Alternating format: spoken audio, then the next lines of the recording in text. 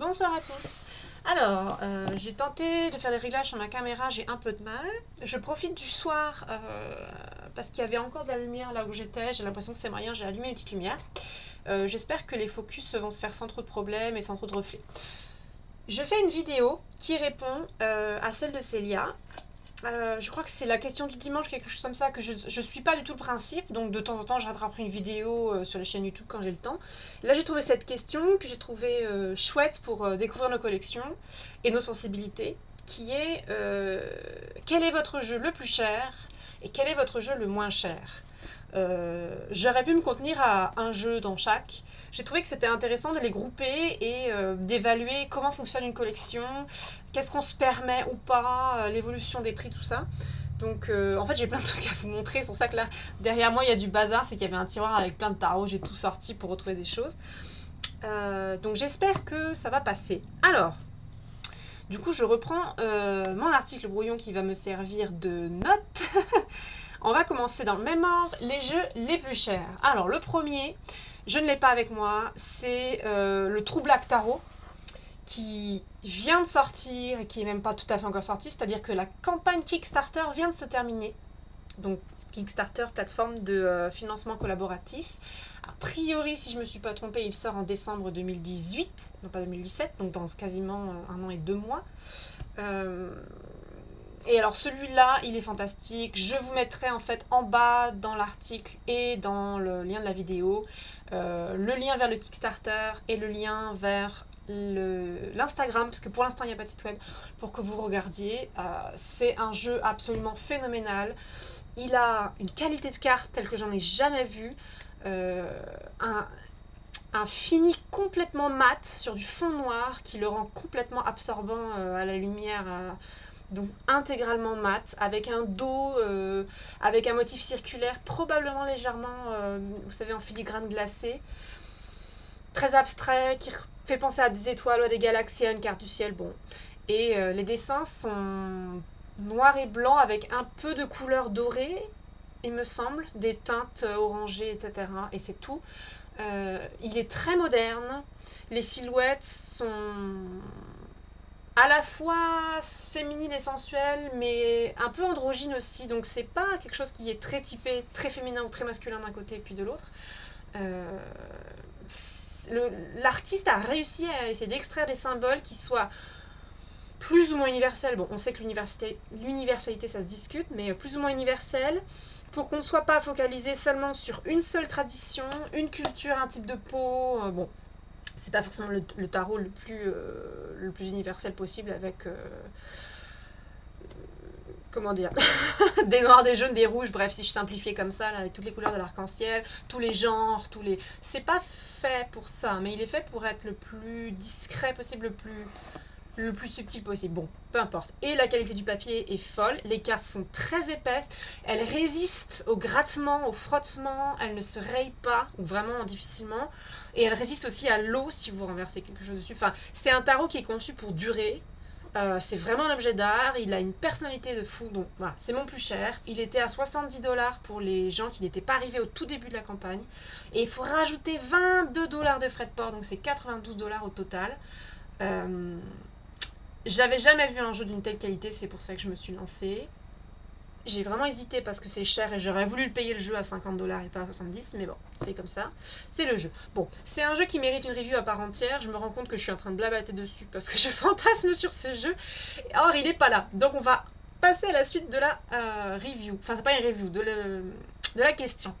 Mon second jeu le plus cher est le Tildwyk Tarot. Je suis désolée, je passe entre les fenêtres.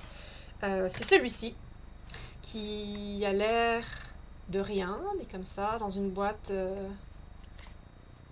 voilà, abstraite et géométrique avec des couleurs dans ces tons brun, orangé, ocre, vert, un peu bon. Il a fait une sacrée... Enfin, il me semble, hein, il avait fait un sacré tapage quand il est sorti. Il est créé par un designer, un graphiste, qui a quelque chose dans le travail sur le digital, le photomontage. C'est magnifique ce qu'il fait, son site était beau. Et il avait créé ce tarot à la tranche dorée, aux cartes un peu glacées, et qui glisse magnifiquement, avec des cartes uniquement sur des scènes, des paysages et sans personnages. Alors là, du coup, je tombe sur une des rares cartes où il y a une silhouette. Il y a parfois des statues, je crois. Mais voilà, pour vous donner une idée, normalement, c'est uniquement des paysages comme ceci. Des intérieurs, de l'extérieur, des murs. Je confonds ma gauche et ma droite, tout va bien. J'ai fait une review, normalement, il me semble, sur ce tarot. Donc, je vous renverrai le lien pour vous montrer. Donc, il y a des statues, il y a des bustes. Il y a des dessus de meubles, voilà, comme ici. Il y a des cheminées, il y a... oui, parce qu'il est à l'envers, évidemment. Vous voyez les statues? Bon, voilà. C'est un jeu qui avait fait sacrément parler de lui. Avec les frais de port, etc., je l'avais payé 66 ou 67 euros.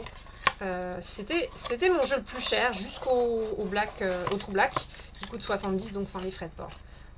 Celui-là, il avait vraiment marqué. Je crois qu'il était tiré à... Celui-ci, normalement, était à exemplaire limité. Bon, il y en avait beaucoup. Est-ce qu'il y en avait 2000 ou 1000? Mais voilà, c'était mon tarot le plus cher. Juste en dessous est arrivé récemment, l'année dernière, le Spirit de la Lune.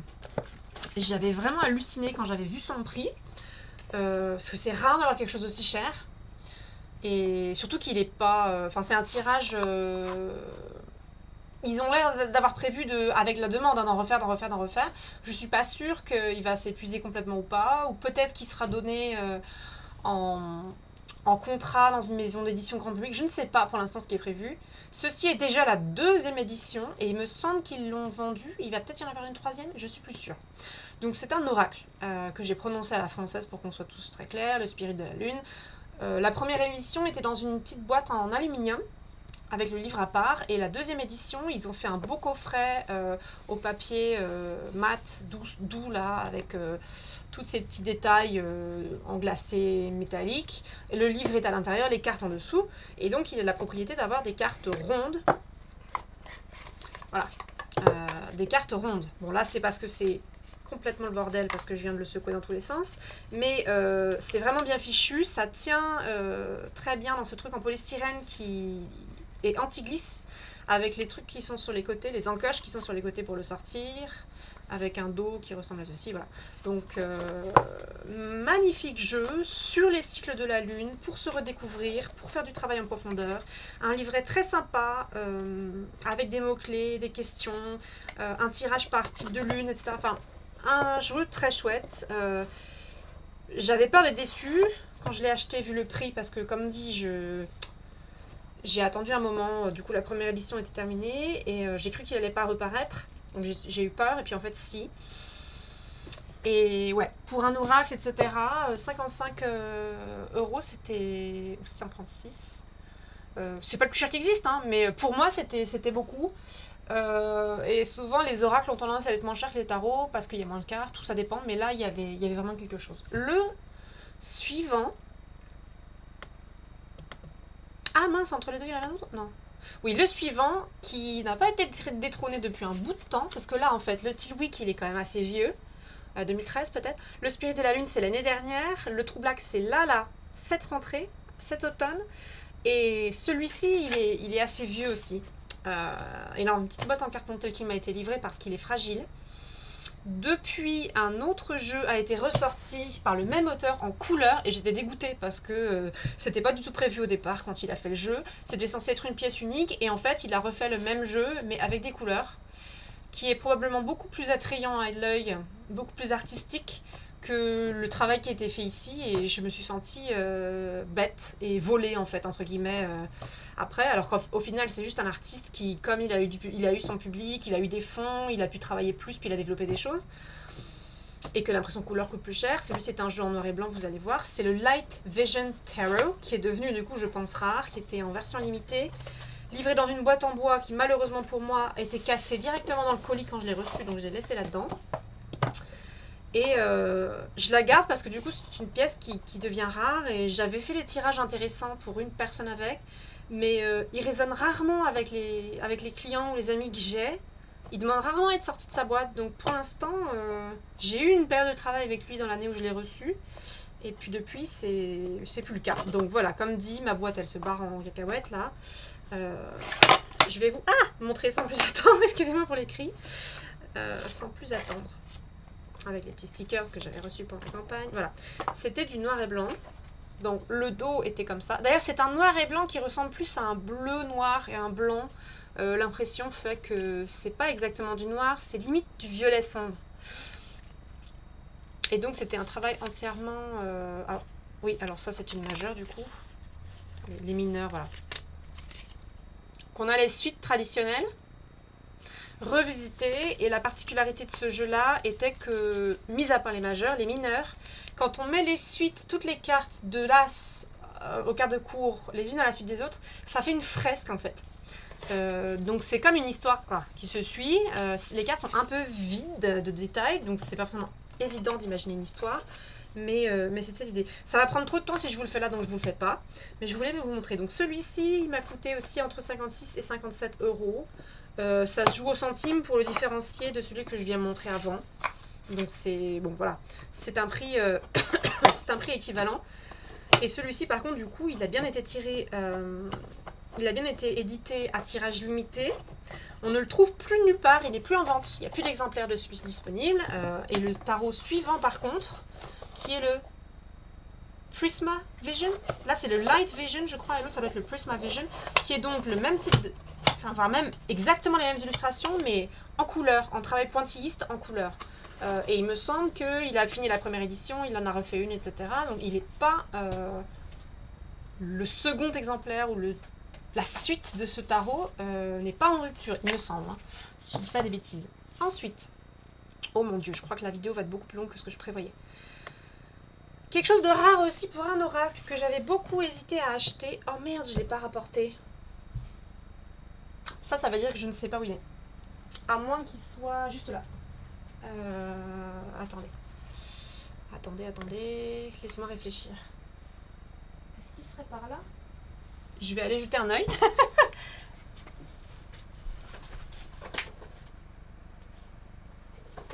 Ok, non. Je ne sais plus où il est. Alors ça, par contre, ça m'ennuie. Ah oui, mais c'est parce que j'ai une partie de ma collection qui est toujours au Canada. Tristesse. Donc je pense qu'il n'est pas avec moi. Ok. Donc c'est le Plant... C'est lequel? Plant of the Night? Plants au pluriel of the Night Oracle, qui est un oracle d'une auteure canadienne, non pas canadienne, je dis des bêtises, australienne, sur les plantes qui vivent la nuit, les plantes, qui vivent la nuit, les plantes vivent tout le temps, mais enfin qui ont un cycle important en rapport avec la nuit, entièrement en noir et blanc. Du coup, je mettrai un lien dans la vidéo YouTube et dans l'article par rapport à ça. Il m'a coûté combien? Excusez-moi, je cherche l'article. Oh, ça va être brouillon. C'est très nature avec moi, souvent. Il m'a coûté 52 euros. Pareil, c'est un article, c'est un oracle. Il a relativement peu de cartes. La boîte était pas en super état. Ah, je peux pas vous le montrer, c'est con. Bon, la boîte était pas en super état. Les cartes, ça va, pas de problème.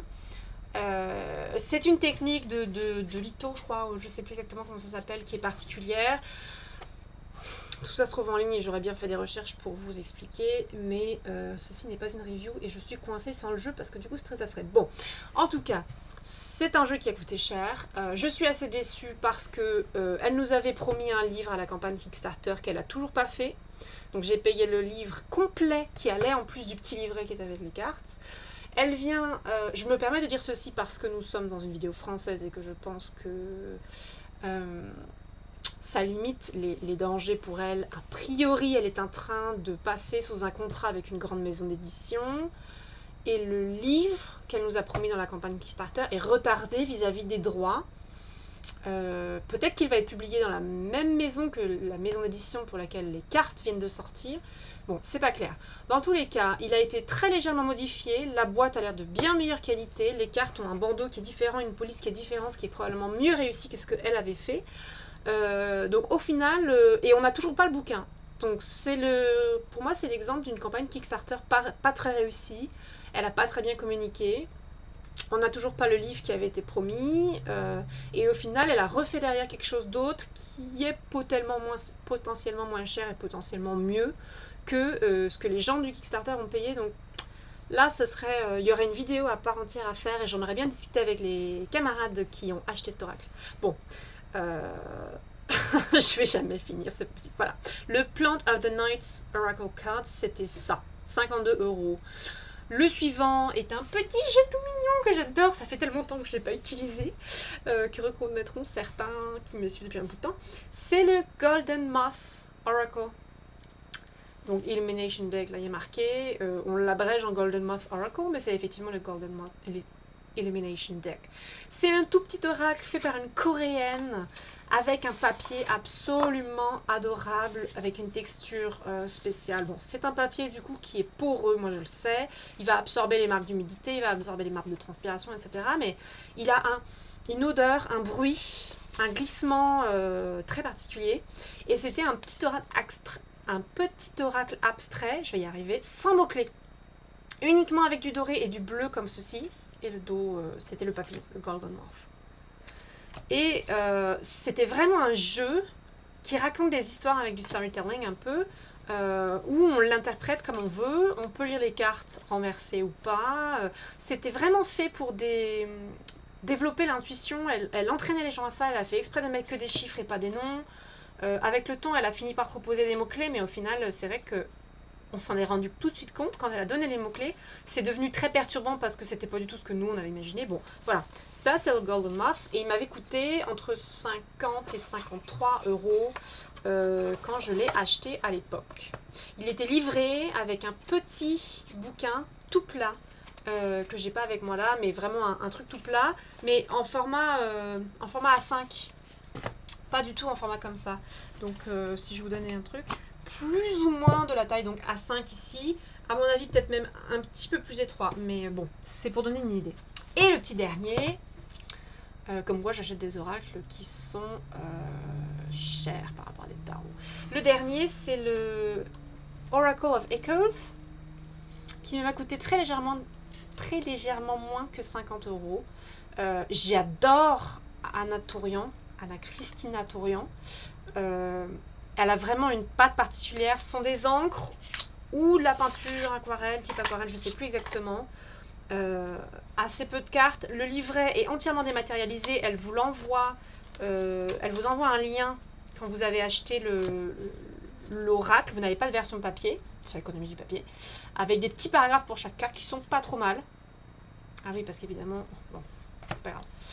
Voilà, donc c'est ce genre de dessin là, avec des mots tout à fait spirituels, et puis du commun aussi, qu'on peut interpréter dans des tas de sens. Et moi j'ai adoré son art, et je me suis dit mon Dieu, il y a des tarots ou des oracles que parfois je regarde parce qu'ils me parlent visuellement sans forcément les tirer et poser des questions. Et je m'étais dit que bon, même si peut-être en tirage ça parlait moins, je me disais que je devrais pas être déçue. Et puis ça s'utilise en guidance ou en tirage du jour, pas trop mal en fait. Donc voilà, ça c'est la vidéo sur les tirages, les oracles les plus chers.